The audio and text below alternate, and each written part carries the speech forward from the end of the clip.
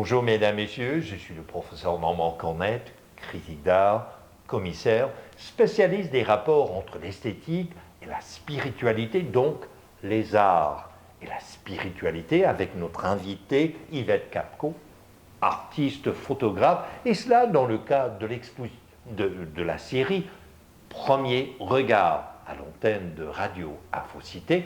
On se trouve devant une œuvre qui figure dans l'exposition Rituels et Avatars d'Afrique chez Éclat Art Contemporain à Montréal. Et puisque ça s'intitule Premier regard, quels en sont les vôtres, Yvette Capco? Alors, je vais être honnête, moi il y a un mot qui me vient à l'esprit, c'est sensualité. Il y a une sensualité. Oui, il y a une sensualité très forte, en fait.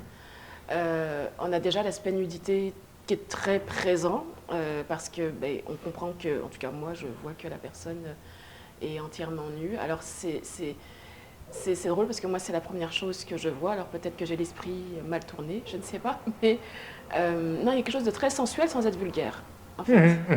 Il y a un travail stylistique aussi avec le drapé rouge qui cache, c'est ça, un peu la poitrine et surtout les parties génitales. Alors c'est un beau dénudé. Un beau dénudé, mais c'est ça transparaît. Puis il y a la gestuelle aussi qui amplifie, je trouve, cette idée de ce sentiment que la sensualité est très présente dans cette œuvre. Alors, c'est la première chose qui me vient à l'esprit. Il y a quelque chose de très sensuel, mais il y a une élégance aussi qui vient avec le mouvement. Élégance, intéressant. Or, la première fois, Yvette Capco, que moi j'ai vu cette photo, il y avait deux choses. Le premier point de repère, c'était là. Alors que pour vous, c'est là. Moi, c'est vraiment le personnage. D'ailleurs, la lumière, en fait, est dirigée sur lui, sur le modèle. On voit l'éclairage sur le buste, le visage, tout ça. D'autant plus qu'il y a le maquillage aussi, le blanc ressort beaucoup. Alors, puis il y a l'expression de la bouche qui interpelle aussi. On se demande en fait qu'est-ce que le photographe a voulu exprimer à travers cette gestuelle-là, amplifiée par le côté nu en fait, qui interroge aussi beaucoup sur l'intention derrière la photographie.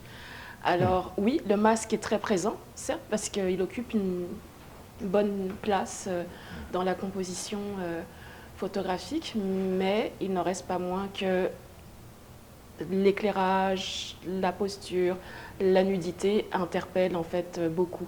Le masque, pour moi, il intervient dans un second temps. Ça n'enlève pas l'importance en fait à ce que le photographe a voulu exprimer, parce que peut-être que certainement qu'il y avait quelque chose de très intentionnel dans l'utilisation de ce masque-là en particulier et de ce que ça évoque chez la personne qui l'a voulu mettre en lumière de cette façon-là. Alors c'est ça, c'est une interprétation peut-être en deux temps. Donc il y a effectivement la première approche où l'œil est guidé par le côté sensuel, la nudité plutôt. Puis ensuite, on essaie de comprendre en fait ce qui se passe. Alors il y a le masque et là, en tout cas moi c'est comme ça que je l'interprète. Il y a quelque chose qui interpelle, alors on essaie de comprendre. Mais ce qui est intéressant, c'est que chacun va avoir son interprétation. Moi, j'ai cette interprétation-là, vous en avez une autre. Et c'est ça qui est merveilleux, en fait. Tout à fait. Le deuxième point de repère pour moi, c'est ici. Ouais. Au point que je me suis dit, il s'agit de l'épicentre de la composition photographique. Et votre rapport à cela, c'est quoi? Épicentre, oui, parce que, encore une fois, le visage, l'expression interpelle. Pourquoi? La bouche ouverte, c'est quand même pas rien. Tout est en photographie, tout compte en fait. La moindre gestuelle, l'œil, le placement du corps, la lumière, tout compte en fait. Donc, pourquoi en fait? Pourquoi avoir choisi de faire exprimer son personnage de cette façon-là? Est-ce que c'est de l'étonnement? Est-ce qu'on a voulu faire comprendre autre chose? Il y a beaucoup d'interprétations. Quant au maquillage, je serais intéressée de savoir quelle était l'inspiration dans cette création-là. Est-ce que ça évoque quelque chose ou est-ce que c'était Est-ce que c'est associé à une histoire? Est-ce qu'il y a un rapport entre le maquillage et le masque? Est-ce qu'il y a quelque chose ensemble? Alors, en tant qu'éducateur, je dois dire, ce qui m'intrigue, c'est quand une œuvre d'art suscite des questions de la sorte. Alors, mesdames, messieurs, on vous invite à découvrir l'exposition Rituel et Avatar d'Afrique chez Éclat Art Contemporain à Montréal.